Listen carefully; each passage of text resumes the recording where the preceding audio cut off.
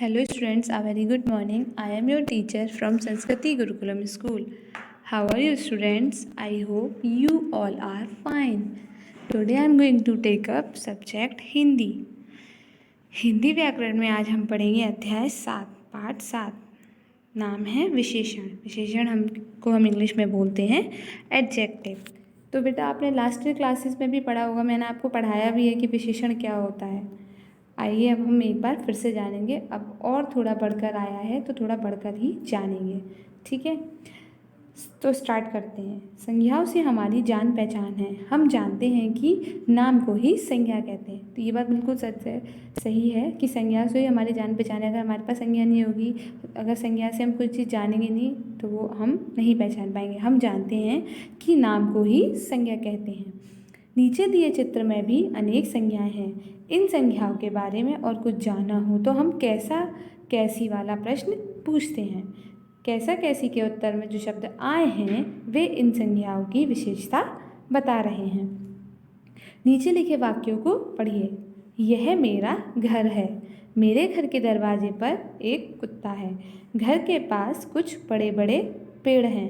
पेड़ों पर कई पक्षी बैठे हैं। इसने ये सारी चीज़ अपने आसपास की बताई है। मैंने भी आपको बताया कि संज्ञा क्या होती है। हमारे आसपास जो चीज़ हो रही है या फिर हमारे पास कोई चीज़ है वो हमारी संज्ञा में होती है।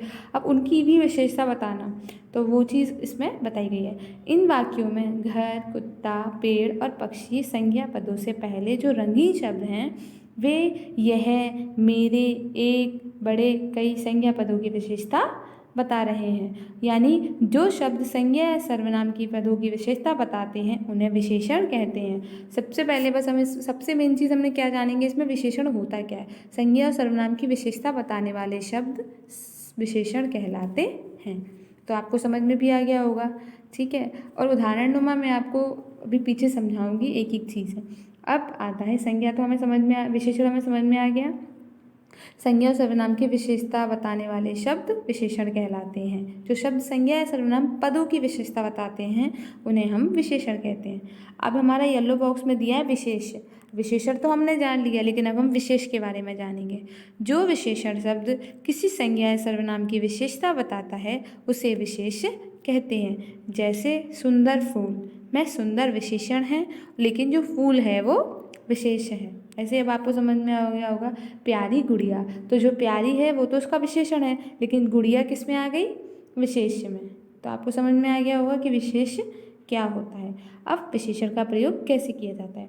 सामान्यतः विशेषण विशेष से पहले आते हैं। ये चीज़ हमको पता है कि विशेष से पहले हमारा विशेषण आता है, परंतु कई बार इनका प्रयोग विशेष के बाद भी होता है। जैसे गणित का प्रश्न पत्र कठिन था, तो इसमें गणित का प्रश्न पत्र तो विशेष हो गया, लेकिन कठिन था तो वो किस में आ गया, विशेषण में आ गया। आपका नौकर परिश्रमी है, या फिर ये तो नहीं लिख सकते थे कि नौकर आपका परिश्रमी है, पर हमने क्या लिखा, कभी कभी इसके पीछे भी विशेष के पहले विशेष आता है, फिर विशेषण भी आता है।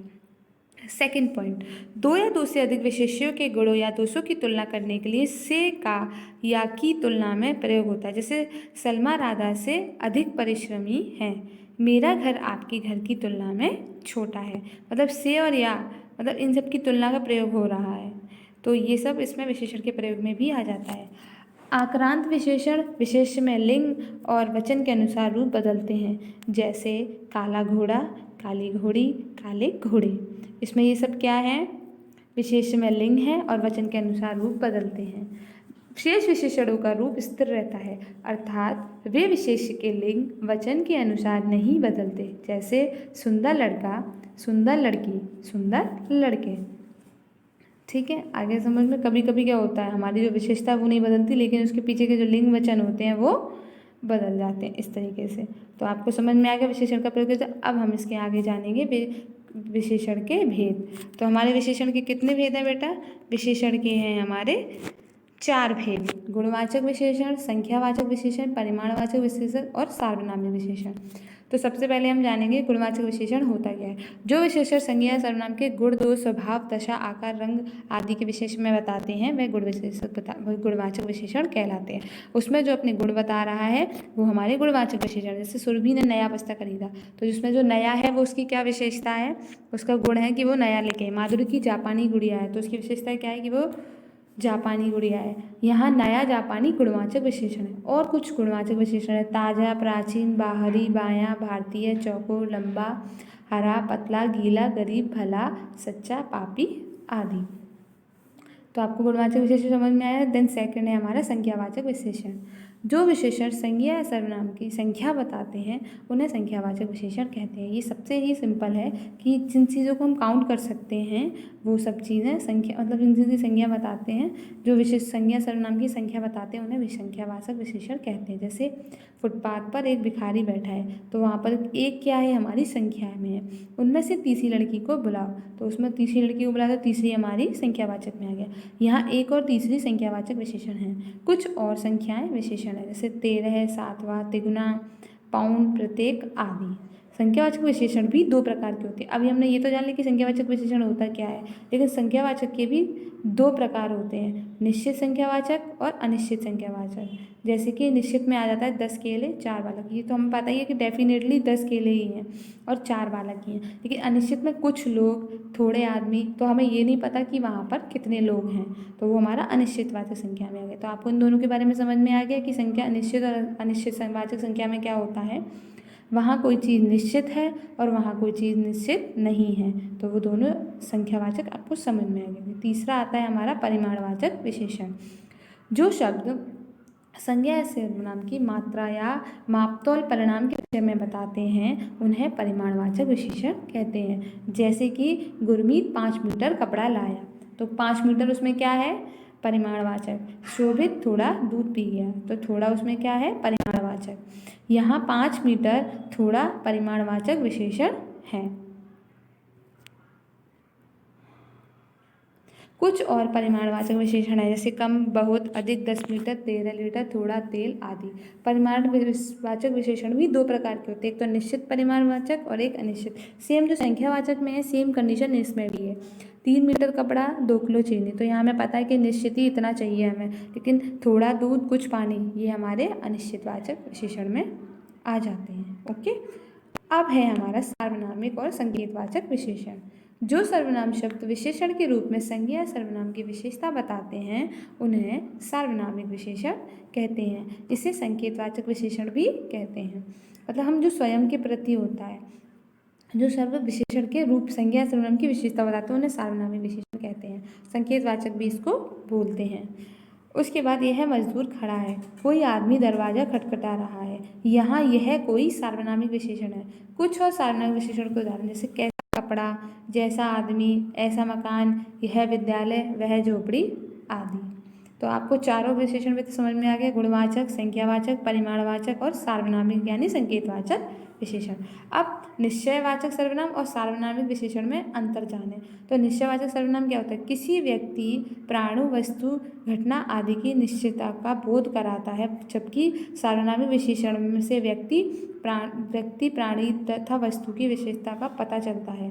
जैसे यह शशांक का घर है, तो ये तो डेफिनेटली निश्चयवाचक सर्वनाम में आ गया, लेकिन यह घर शशांक का है, ये हमारे सार्वनामिक विशेषण में आ गया। संकेत करके बता रहा है, हाथ करके बताता है कि यह घर शशांक का है। अगर ये बोले यह शशांक का घर है तो इसमें हमें पता नहीं है, लेकिन यह,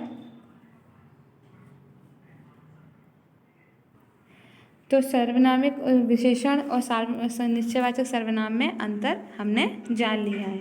ठीक है, अब आता है विशेषण की अवस्थाएं। अब डिग्री ऑफ एडजेक्टिव, तो हम इसमें ये भी जानेंगे। एक ही प्रकार की विशेषता बताने वाले पदार्थों एवं प्राणियों की विशेषता में अधिकता अथवा न्यूनता होती है। इसका ज्ञान तुलना करके जाना जाता है। विशेषण हमें तुलनात्मक ज्ञान कराते हैं। विशेषणों की तुलना में निम्नलिखित 3 अवस्थाएं हैं, मूलावस्था, उत्तरावस्था और उत्तमावस्था। इसमें भी विशेषण की कितनी अवस्थाएं हैं, 3 अवस्था।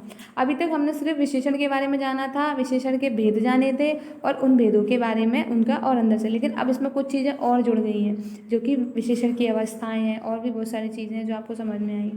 तो एक ही प्रकार की विशेषता वाले पदार्थों, प्राणियों की विशेषता में अधिकतम या न्यूनता होती है। इस ज्ञान को तुलना करके जाना जाता है। विशेषण हमें तुलनात्मक ज्ञान कराते हैं। विशेषणों की तुलना की निम्नलिखित 3 अवस्थाएं हैं, मैंने आपको बता दी, मूलावस्था, उत्तरावस्था और उत्तमावस्था। अवस्था क्या होती है, इसमें किसी प्रकार की तुलना नहीं होती, केवल विशेषता का सामान्य कथन मात्र होता है। जैसे अमरूद मीठा है, गीता अच्छी लड़की है। अब है सेकंड उत्तरावस्था। इसमें दो व्यक्तियों या वस्तुओं की तुलना करके एक को दूसरे से अच्छा या बुरा बताया जाता है। जैसे सुनीता सोनाली से अच्छी है, शहद सेब से मीठा है। ठीक है, आगे उत्तरावस्था में समझ में। अब है उत्तमावस्था। इसमें दो या दो से अधिक व्यक्तियों और वस्तुओं की तुलना करके एक से को सबसे अच्छा और एक को सबसे बुरा बताया जाता है। जैसे भारतीय बच्चों में सबसे अच्छी है और बच्चों को तो बुरा बता दिया, बट भारती को उसमें अच्छा बता दिया। गौरव सबसे चतुर है, सबको तो उन्होंने बोला नहीं, लेकिन गौरव को ही चतुर बोल दिया। तो आपको समझ में आ गया होगा मूल अवस्था, उत्तरावस्था और उत्तमावस्था में अंतर। अब है कुछ शब्दों की अवस्थाओं के बारे में जाने। तो ये देखो, मूल अवस्था, उत्तरावस्था और उत्तमावस्था। लघु लघुत्तर लघुत्तम, निकट निकटतर निकटतम, बृहत् बृहत्तर बृहत्तम, न्यून न्यूनतर न्यूनतम, महान महानतर महानतम, उच्च उच्चतर उच्चतम, सुंदर सुंदर सुंदरतर सुंदरतम, निम्न निम्नतर निम्नतम, श्रेष्ठ श्रेष्ठतर श्रेष्ठतम, मधुर मधुरतर मधुरतम। ये कुछ अवस्थाओं के बारे में हमने जाना है। तो बेटा आपको समझ में भी आया होगा, चैप्टर में कोई प्रॉब्लम नहीं आई होगी, अच्छे से समझ में आया। अब आपको क्या करना है, इस चैप्टर की जो एक्सरसाइज है वो मैं आपको नेक्स्ट वीडियो में समझाऊंगी और खुद एक्सप्लेन करूंगी और आप खुद करेंगे। ओके स्टूडेंट्स, और आपको चैप्टर को रीड करना है और 2 बार वीडियो देखकर और अच्छे से समझना है। अगर नहीं समझ में आया फिर वीडियो देखेंगे। Okay students, so thank you so much. Stay home, stay safe, घर पर रहें, सुरक्षित रहें।